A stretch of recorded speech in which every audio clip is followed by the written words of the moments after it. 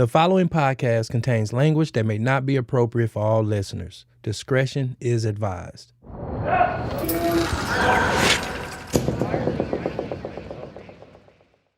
Hey, E. May I ask how your break is going? Oh, man, I'm just kicked back, sipping on cocktails, binging Netflix, working on my New Year's resolution, six-pack, you know? Well, I'd like to believe that is true. It sounds very nice, but... You know, none of that shit is true. Indeed, I do know that, because we have been hard at work on our next season since pretty much the minute the final episode of our last season dropped. That we have. And next season, it's gonna be a good one. Ooh, so good. We are going to hear stories from inside prison visiting rooms. Stories about people who get out of prison, away from all those correction officers, only to end up with jobs that are just like the COs who were giving them shit all those years they was locked up. Crazy. And we're going to catch up with some of our favorite people from previous Ear Hustle episodes, hear about the twists and turns their lives have taken since our listeners last heard from them. Hey, Roach. Indeed. It's going to be a great season. And it's just around the corner. Ear Hustle Season 7 launches the first Wednesday of March 3rd. So get ready. And in the meantime, while you're waiting to get your ears on that, we want to share the first episode of another great podcast. It's a brand new one from our friends at Futuro Studios. They're the folks who bring you Latino USA and a bunch of other wonderful stuff. And this one is called Suave. It's a podcast about the system that sentences kids to life in prison, told through one man's story of incarceration and redemption. Ooh, and it is so good. What is the equivalent of a page turner? You mean binge-worthy? Not? Exactly. Binge-worthy. It is binge-worthy. The series just launched, and we wanted to share the first of its 7 episodes. Let's dive right in. What's going on? Just talk to me. Suave, I'm talking to you. What is going on? I'm cool. Suave, forget that Maggie's in the room. Forget that Maggie is... I'm cool. I'm serious. I'm cool. I'm just... Yeah, but just tell me what just happened.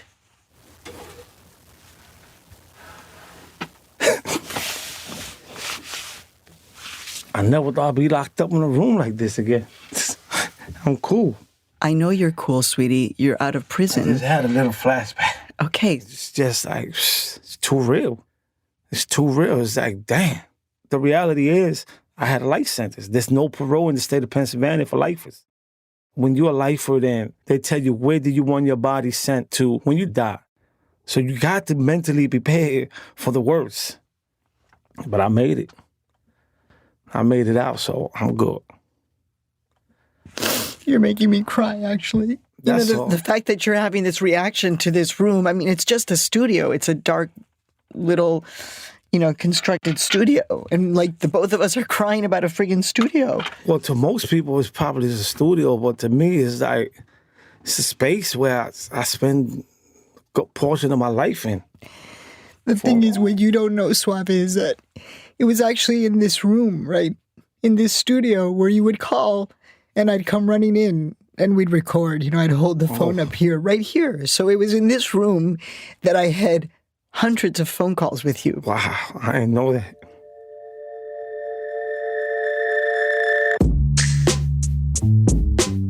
From Futuro Studios and PRX, this is Suave, a podcast about juveniles sentenced to die in prison, told through one man's journey.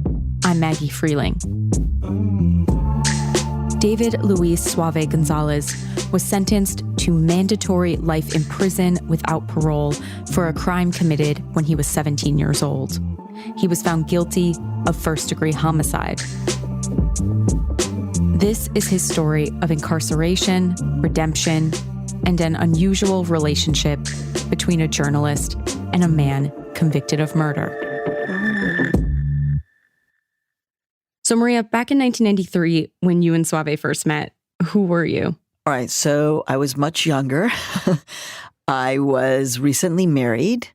I was a budding national correspondent at NPR. I'm Maria Hinojosa reporting. And I was basically creating a name for myself in doing, people called it urban reporting, but I was trying to kind of correct the narrative of what was happening in these communities that were really overlooked. So today you're the host of the public radio show Latino USA, and you're a former CNN and PBS correspondent. And in some ways, Suave kind of knew you before you ever met.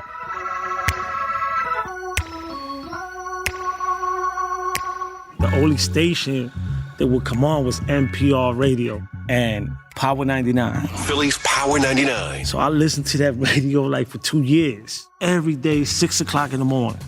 So one day I heard this lady. NPR's Maria Hinojosa reports. And I was like, oh, they got a Latina on the radio. So they had a graduation coming up. And the old principal here said, we need somebody to come speak as the guest speaker. So I said, look, I just heard this lady on the radio. I think she's the first Latina on NPR. Y'all need to bring her up here. She's about education. They contacted her, they brought her up here. I told the principal, I need to go. I got to meet this lady, right? And he was like, why? I said, because I hear her every morning. I got to see if she's 6 foot or 5 foot. And at that time, she was a little shorter. So you give the graduation talk at Graterford Prison, and then Suave walks up to you, a half-smoked joint still in his pocket. I remember him just saying, I'm from New York. And I was like, yeah, what's up? He said, so I'm in here for life. I'm in here for life. What should I do? What can I do? And I'm like, oh, wow, I'm going to have a source inside a prison. I'm going to have somebody who, I mean, sadly, the truth is going to be here for the rest of his life. But I'm going to have somebody who's going to be able to tell me what's going on in a maximum security men's prison. I don't know what I'm going to do with it. I don't know if there's going to be a story here for me, but at least I've got a source. And I was doing a story about how jail had become a rite of passage for men of all races.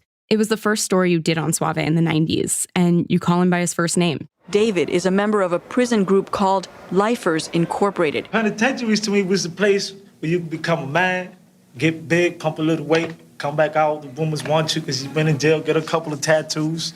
That's the way I looked at it. Now, David will be a prisoner for the rest of his life. So during our very first meeting, I said to him, well, if you're in here for life, you have to be a source. You have to tell me what's going on. But the very last word she said, you will become the voice for the voiceless. I was like, dang, why I'm letting this lady mess my heart up? That's what I said. She's messing up my heart. She was on point with what she was saying. Suave says he flushed his weed after that meeting. Until then, he kept doing and selling drugs in prison, just like he had on the outside. Luis Suave Gonzalez, an inmate. And Maria, you and Suave kept in touch over the years. Hey, Suave. Hey, Maria, how you doing? Suave, is it okay if I record this conversation? Oh, sure, absolutely. I guess they record every single phone call that you ever make, right? It won't be the first time. For more than 2 decades, you took phone calls from Suave. You wrote letters and sent cards. So listen, we're recording now. Okay. I'm actually eating my breakfast because I haven't eaten all morning. But what was your day like today? Oh, my day, it was good. I went out to the yard 7 o'clock in the morning, ran, did suicide, ran back. Okay, so I want to step back for a second. For the last several years, I was one of Maria's producers on her public radio show. But because of what's about to happen in this story, for the last 2 years, I've been sorting through hundreds of phone calls and letters between her and Suave. I got to know both of them pretty well. Why are you working out so hard right now? Well, really, I started working out because health issues, a friend of mine introduced me to the vegan life. And I said, let me try that, and I liked it. So I lost a couple of pounds.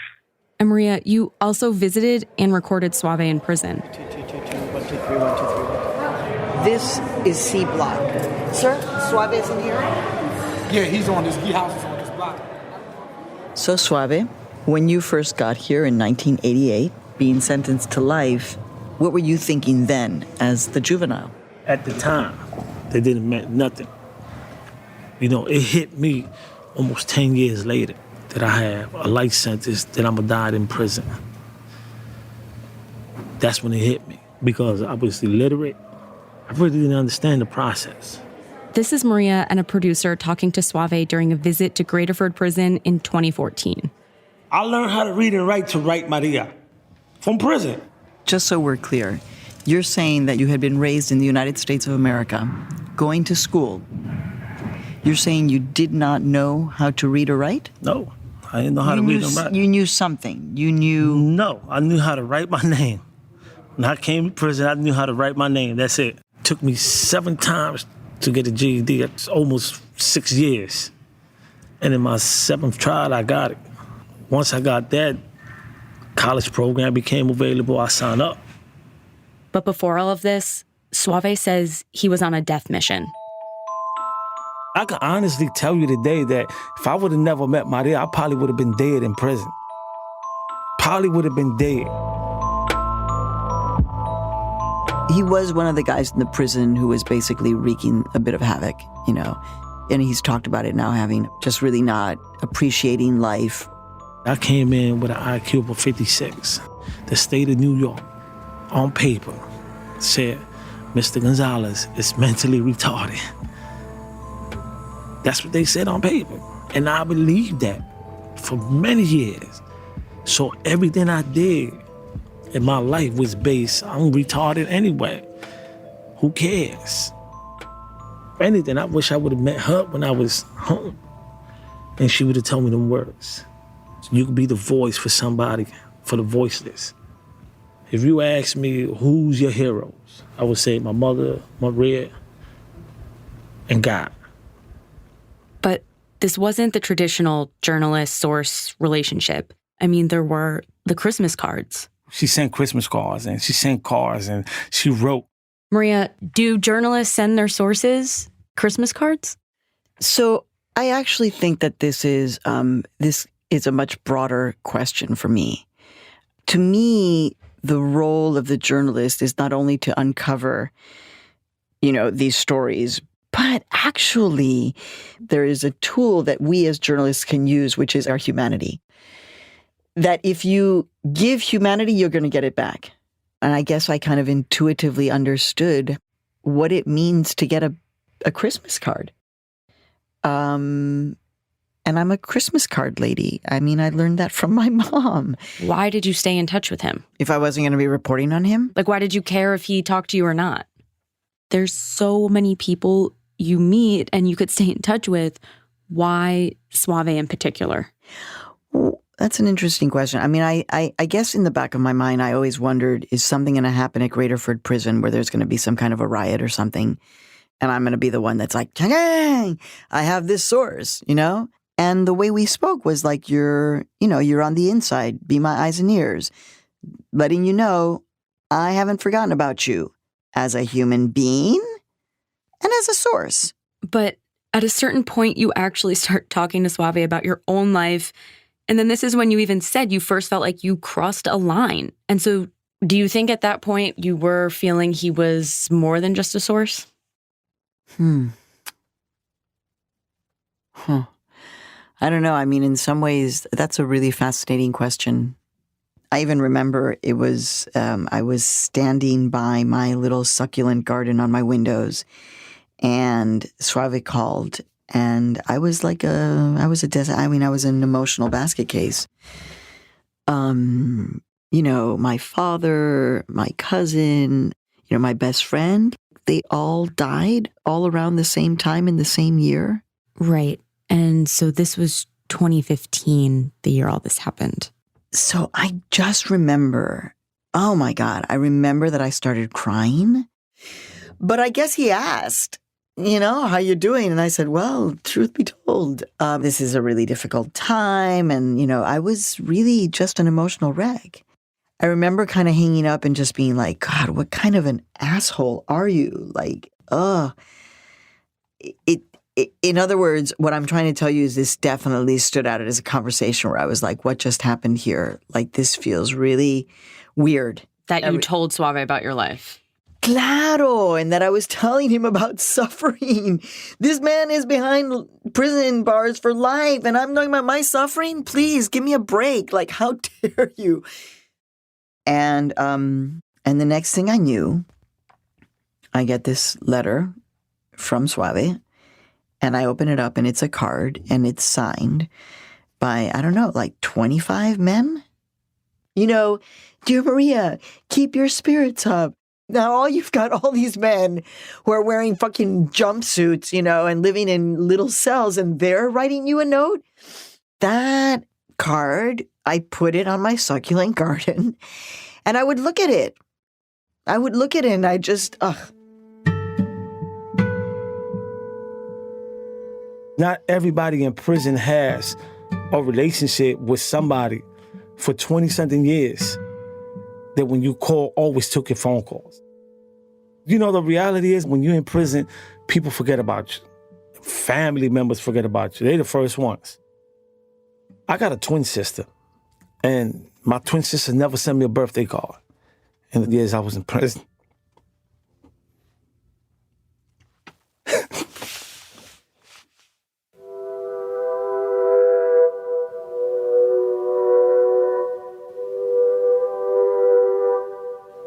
We'll be right back.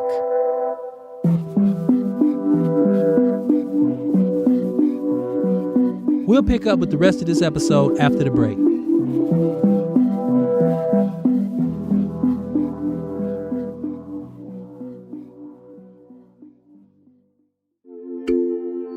Hey listeners, it's Nigel here. And Erline, here to tell you about the Lowdown. Yep, the Lowdown is Ear Hustle's monthly newsletter. But it's a lot more than a regular boring newsletter. Of course. There's all kind of stuff going on in the Lowdown. Behind the scene things that we don't get to talk about on the show. Yep, and it's also where you're going to find things like the prize-winning tamale recipe from our Ear Hustle cook-off. Plus, playlists with the music we listen to when we're on these long-ass car rides for Ear Hustle reporting trips. I love those playlists. And I love those long-ass car rides.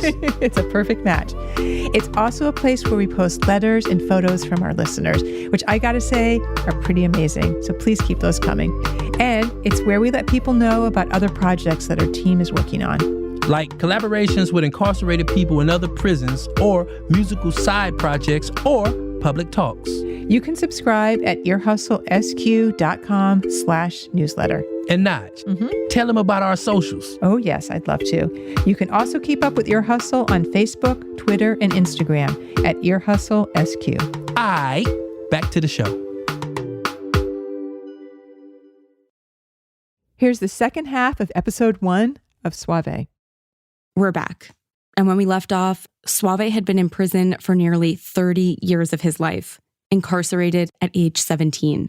And to understand how Suave and other kids got put away for life, we need to go back to the 1980s. Chains and medallions, Kangol hats, Grandmaster Flash, Africa Bambaataa, and Run DMC blasting on the radio. And a crime wave, exacerbated by the crack epidemic, hit cities across the country. Crack is now sweeping New York. Justice Department officials now say there is a direct link between crime and cocaine. Evidence of heavy money and heavy violent drug traffic is all around. Caught up in the crosshairs were juveniles, children and teenagers living in low-income neighborhoods, dodging daily violence. Those gangbangers are the role model for these children in this neighborhood. Kids as young as 12 years old carry beepers.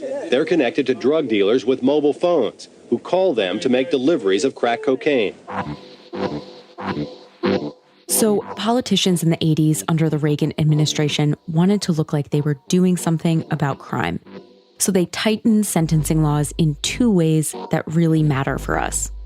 First, some state legislatures made it legal to prosecute children as adults. The execution of these policies disproportionately affected kids of color. And then Congress passed mandatory minimum sentencing for a whole bunch of crimes at the federal level. And many states followed suit. That meant that you committed such and such a crime. This crime falls under the, crime code ABCD number 54621, and therefore you will be sentenced to a minimum of 10 years, non-negotiable. So judges that used to be able to look at a particular crime, look at the person and say, I'm going to give you another shot. This is your first crime, or maybe it's your second time, No. Now there were mandatory minimums. By the 90s, these young kids committing crimes were given a name, and it caught on across political parties, including politicians like Hillary Clinton. Super predators, no conscience, no empathy. Tens of thousands of them. And Joe Biden. Born out of wedlock, without parents, without supervision, without any structure, without any conscience developing. And all of this was really based on this quote-unquote perceived menace of young men of color. This was very racially motivated. Black men, Latino men, were now labeled the super predators. And there was an added element, which is we're going to treat them like adults. They're so scary. The crimes that they're committing are so scary that we've got to treat them like adults. You could be as young as 11 years old and committed a murder, and you would be treated the same as if you were 40 years old. And that's just shocking.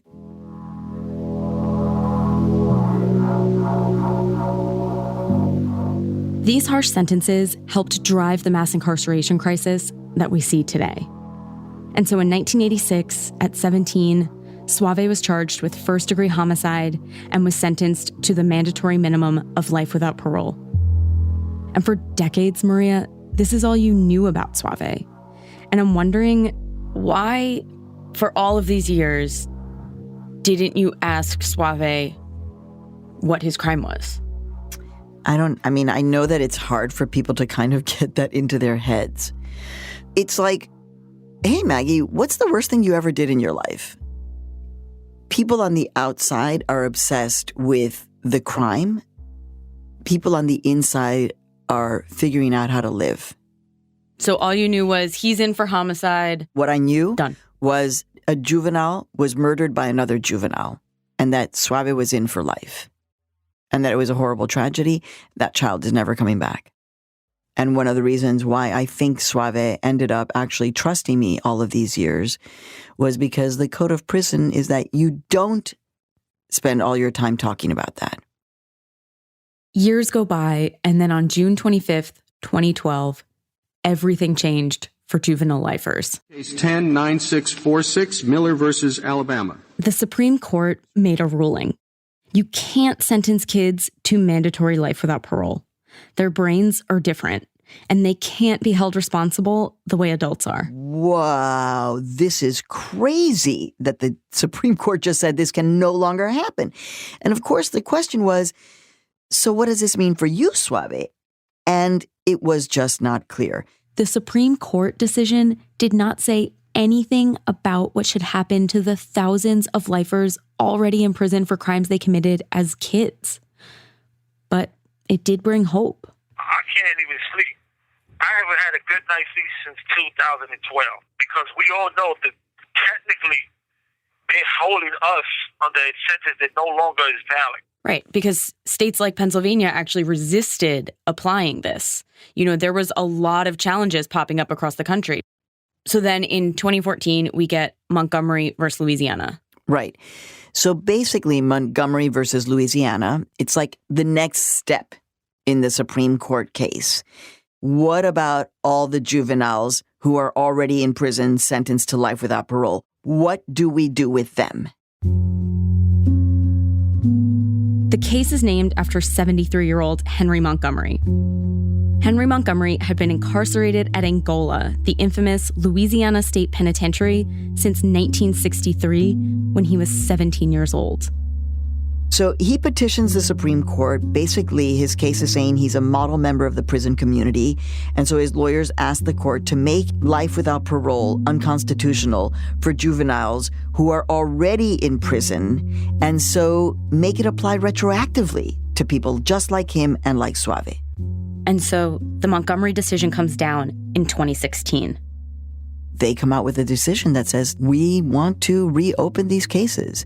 These kids who have been sentenced to life without parole as children, who may now be grown men, those cases need to be looked at again. And it was just like, oh my God, what just happened? Everybody's going crazy in here. I'm happy. I feel like I took the world off my shoulders. I know we ain't scored a touchdown yet, but we right there. We at the line. Slowly but surely, inmates sentenced to life without parole for crimes they committed as juveniles are getting a second shot. It's all because of a Supreme Court ruling that is having a big impact right here in our area. And so during this time, there were a lot of questions. Most juveniles serving life without parole were convicted of homicide or violent crimes. How would people respond to them being released back to the community? Even if they had reformed, would they be able to remain out of trouble? Would they adjust to life outside when they were always expected to die in prison? How would they start over? I know this one guy that's been here 65 years. He's been in jail 65 years since he was 15. And all he knows is prison. Don't know nothing about the world. Don't know how to use a phone that they got on the blocks to call your family. So we're talking about people that could potentially be leaving prison. How you going to deal with them? How you going to integrate somebody back into a community that's been out in the community for 45 years, 50 years, 60 years?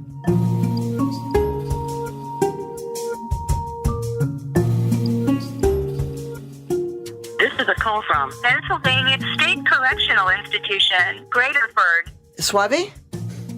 Yes. Hi. You called and you said you had some news yesterday, and then I didn't hear from you. So what's going on? Oh, man, a lot. First, I'm still alive. I'm still kicking it. That's the best news. I'm still raising hell. Well, no, I just wanted to inform you that last Friday, they just granted the first 4 juvenile lifers parole. Wow. Exclusive. The first juvenile lifer in Philadelphia released from prison after spending 43 years behind bars. There was now a precedent. 4 men who'd been given mandatory life sentences as kids, they had their cases reopened, and they'd been resentenced and released on parole. But there was no guarantee this would happen for Suave. The Supreme Court ruling didn't say life sentences weren't okay. It just said if a life sentence was the mandatory sentence when it was handed down to you as a kid, then your sentence needed a second look. Suave could still be evaluated by the judge and resentenced to life, again. But he needed a court date to know, and months were passing. And he was watching other juvenile lifers get released. It's a happy day for Haywood Red Dog for now. A North Philadelphia man is free today after spending nearly 50 years behind bars for his part in a crime he committed as a teenager. Oh my God. Okay, here we go. And so 2016 turns into 2017. Suave. Oh, good morning. Yeah, I'm going to give you the latest. With the amount of time that I have in, I should have been resentenced. What do you think is behind the reason why they're, not getting to your case? Well, with me, what's happening is that they're saying that they're taking time because I have too much of certificates, too many programs that they have to go and investigate, making sure they were real programs. Okay, wait a second. Are you saying that you're having to stay in longer in prison because of the fact that you've done so many good things in your time in prison, and they have to make sure it's true, so your file is bigger, and that's why it's taking longer? Oh my God, this is what? All right, well, this is the first time in a while that I've heard you, really frustrated. It's just, if you get a little crazy when you see a guy that just sat here for 25 years playing handball and don't have nothing going to court, getting resentenced and seeing parole. And plus, in my mind, you know what I keep telling me? One of these dudes is going to go out and mess up. And then we all is still here going to pay for it. Oh, because you're afraid that something's going to happen that's going to make this all go away. Maria, check this out. You cannot let a whole bunch of guys out that haven't been through treatment, that haven't had nothing but handball and basketball straight home. You can't do that. That's like putting me in the jungle. You know, you telling me that because I got over 300 certificates that you need to investigate all of them? No, come on, man. I'm not buying into that concept. Just frustrated, man. Thank you for using Securus. Goodbye.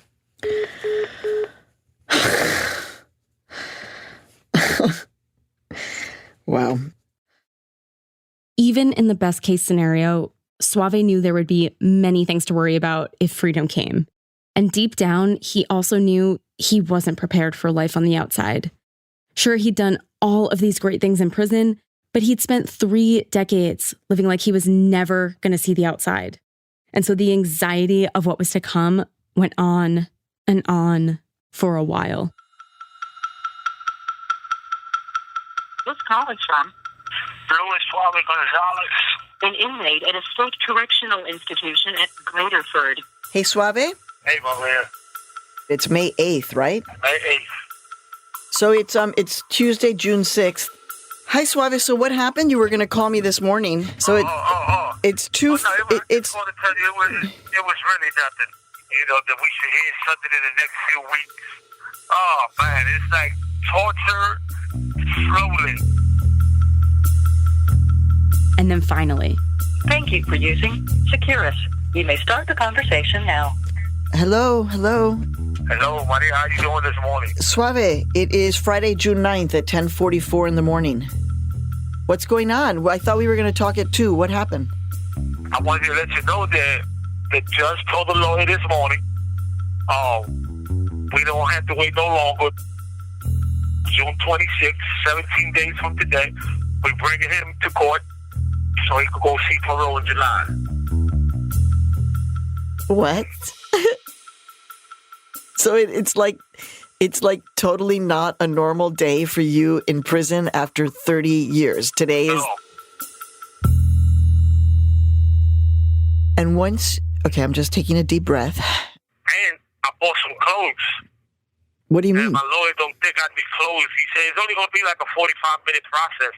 I said, well, guess what? I'm tired of wearing brown for 31 years. So I bought me some clothes, some street clothes, because at least for 40 minutes I want to feel like I belong. And last night, you won't even imagine, I had a dream with Chinese food, like that I was eating Chinese food. That was just a dream. What were you eating?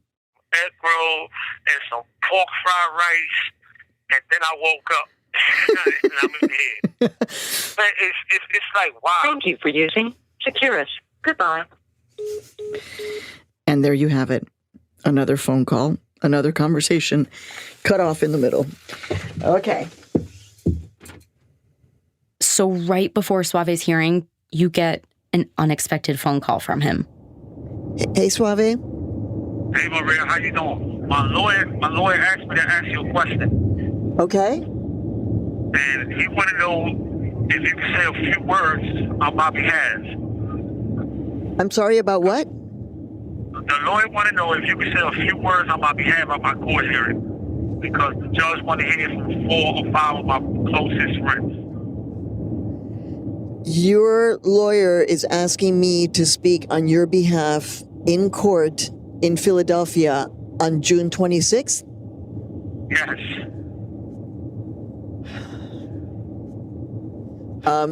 The only hesitation that you hear in my voice, that this raises a couple of issues for us because that's never happened to me in my life, in my career, and I'm happy to do it. But I need to make sure that my team is also okay with it because it's not something that journalists normally do. And part of her struggle, Maria realized she needed to know something. Can you tell me your victim's name and how old he was? My victim's name was Danny Martinez, and he was 13 years old. Oh, my God. Whew. Wow.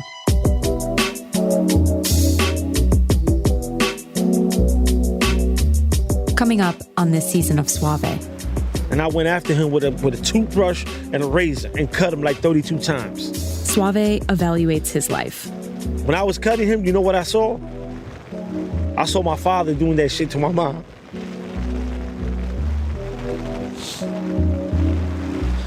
We set out to find the truth behind the story of his crime.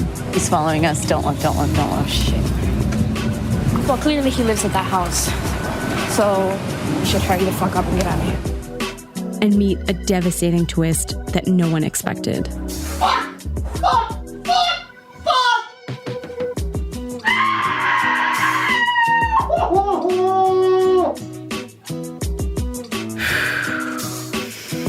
How the hell did this happen? Suave is a production of Futuro Studios and distributed by PRX. It's produced by me, Maggie Freeling, and Julieta Martinelli. Additional field reporting by Aaron Roselle, Michael Simon Johnson, Zoe Malik, and Zakiya Gibbons. We are edited by Audrey Quinn. Our executive editor is Marlon Bishop. Our director of production and operations is Natalia Fidelholtz. Our engineers are Stephanie LeBeau and Julia Caruso. Maria Hinojosa is the executive producer. Our fact checker is Amy Tardif. Original music from Taka Yasuzawa and Alex Segura. Production help from Lita Halwell, Juan Diego Ramirez, Maya Cueva, and Sam Burnitz. Special thanks to Marsha Levick at the Juvenile Law Center, David Santi, Suave's lawyer, Julia Kwamia, who voiced Sharon Benjamin, Rob Moriera, who voiced Suave, Shannon Atala, Jill Settlemeyer, and Claire Fitzpatrick. David Bohm, our private investigator, Jody Kent, Karma El-Musa, and Heather Renwick at Campaign for the Fair Sentencing of Youth. Support for this podcast is provided by the Art for Justice Fund, a special project of Rockefeller Philanthropy Advisors and the Heising Simons Foundation, unlocking knowledge, opportunity, and possibilities. More at hsfoundation.org.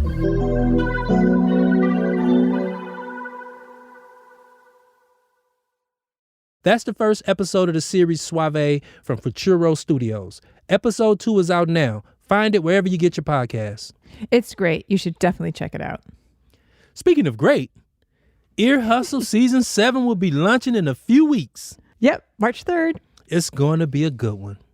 I'm Earlonne Woods. I'm Nigel Poor. We'll see you again on March 3rd. Radiotopia.